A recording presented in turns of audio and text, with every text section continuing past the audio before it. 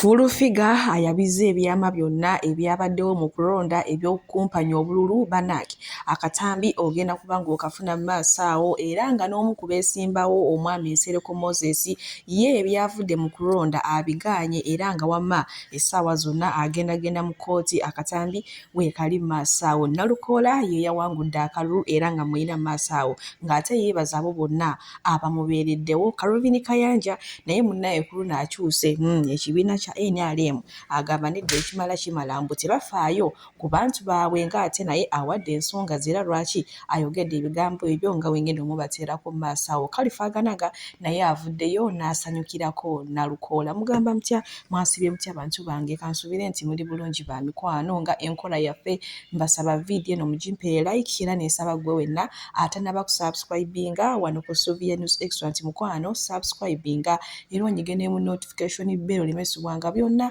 bye mba nteekayo wano ku Sylvia News Extra. Nnyongera okusabirako mmwe mwenna abalwadde abakosefukosefu tisaba ekisa kya Mukama ate kibatuukeko ba mikwano. Manyi olunaku lw'ejjo twasibye mu kalulu dduka eno gwe bakubye okugulu eno gwe bamenye eno gwe bakoze ki ne munange n'aba NRM abamu baanyiize olwa bino ebikolwa ebibaddewo byonna. Obutambi ogenda kuba nga obufuna mu maaso awo. Nalukoola nga yeebaza ajaguza ate kw'otadde Nsereko Moses ye agamba ebyavudde mu kulonda ziyiti yabitegeddeko n'akamu agenda kubatwala mu kkooti nti omusajja muyinza mutya okumubba. Omusajja ng'afubye afunye obucupa simanyi abantu baterekenga mu ssente, omusajja yeekozezza obusolosolo ayogedde biki naye naye bunno era n'agaana okuwangula agambye bannange abantu b'e Kawempe nga muli bazibu bulijjo mumuwaana mumusuusuuta mukola ki so kumube nga temumwagala naye ng'agendagenda mu kkooti era sigenda kubalwisa munzikirize mbateereko akatambi ye kennyini mumwerabireko nga yeewera omusajja kataawunge ne munaye buno yagumye teyakaabye teyasansabadde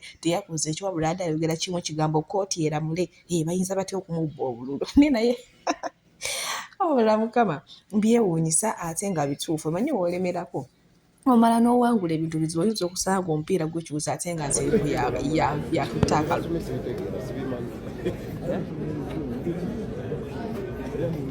Ngenda mu kkooti kufuna bwenkanya bino bye basomesa bitegeera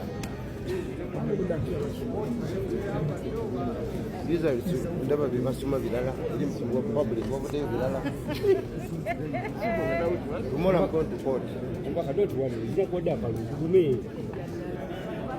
Nga nammwe ate bwe mumwewuliriddeko omwami Nsereko Moses ye agamba agenda mu kkooti yegenda okulamula nti kubanga ebyavudde mu kulonda ye teyabitegedde yadde n'akatono era nga abamu ku beesimbawo Kalifaganaga oba Sadaati ye munnange avuddeyo n'ajagulizaako Nalukoola kubanga ekituufu kiri nti Nalukoola yakoze ki yalidde era namugamba munnange asuubira kugamba nti abantu b'e Kawempe agenda kubatwala bulungi nnyo nnyini ddala era nga mu kiseera kyekimu maaso wano nina Nalukoola ng'ate naye avuddeyo okwebazawo bonna abamubeereddewo okuva ddala ku pulezidenti we His Excellency Robert Kyagulanyi Ssentamu paka ate ku muntu wa wansi oba gwe bayita fuuti soja. Ngenda kubanga mubatuusaako maaso wano ate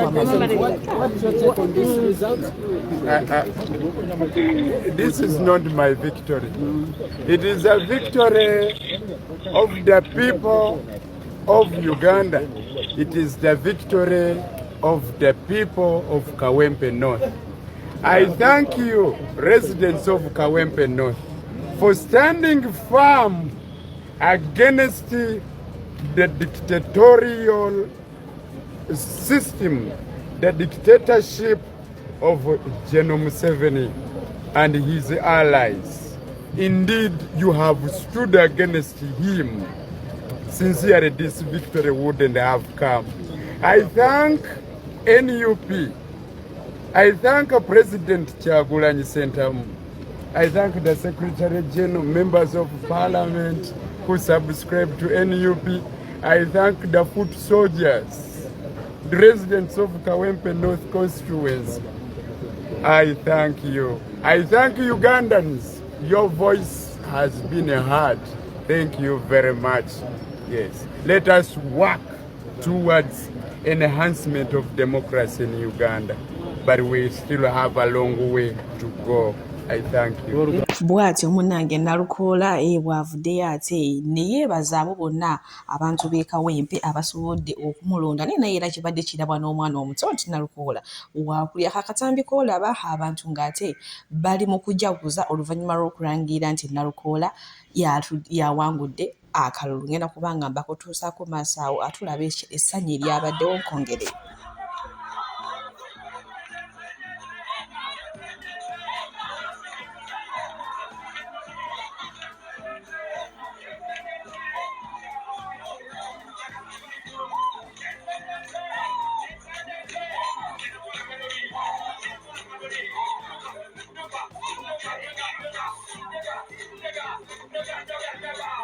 Embeera y'omunnange bwetyo bwe yabadde abantu akalulu kaabwe baakakuumye ezo z'olaba zibadde ssaawa 8 naye nga abantu mukwano bakyaliwo nnyo. Kati ye Fulufiga agamba nti munnange aba NRM baagezezzaako kyonna okukumpanya okubba obululu naye era byagaanye olw'ensonga nti bo tebamanyi mugaso gw'abafuuti soja. Ngenda kubanga mubatuusaako mu maaso wano era nga ye musanyufu nnyo olwa Nalukoola okuwangula akalulu. Bingi byayogedde ng'ate we mugenda omwerabirako wano mu katambi kale. Kino njagala kigende eri abakulembeze ba NRM, kigende eri Secretariat, kigende eri abantu bonna n'abakulembeze mu NRM. Bwe mutayige ku respecting abantu ba wansi, bwe mutayige ku respecting abantu abanoonyeza kalulu, bwe mutayige kuwa muzeeyi bantu bali supposed, bwe mutalekera okutikkiranga abantu muzeeyi mu bus na mu mataxi kubanga mwagala budget, mukyafeesinga ebintu bingi, mutandika butandisi.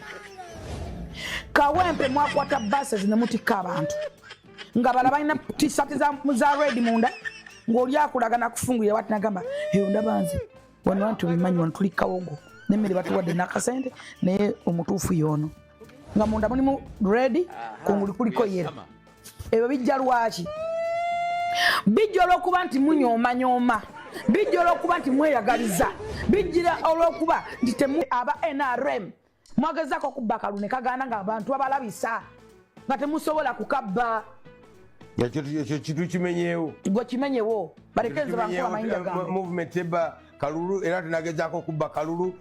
Fulufiga ye bw'atyo munnange asazeewo ayogera amazima ku kye yalabye. Omanyi munnange bagamba amazima gali kufuula ow'eddembe. Ye bw'atyo bw'avuddeyo n'abyasanguza oba n'abyogera.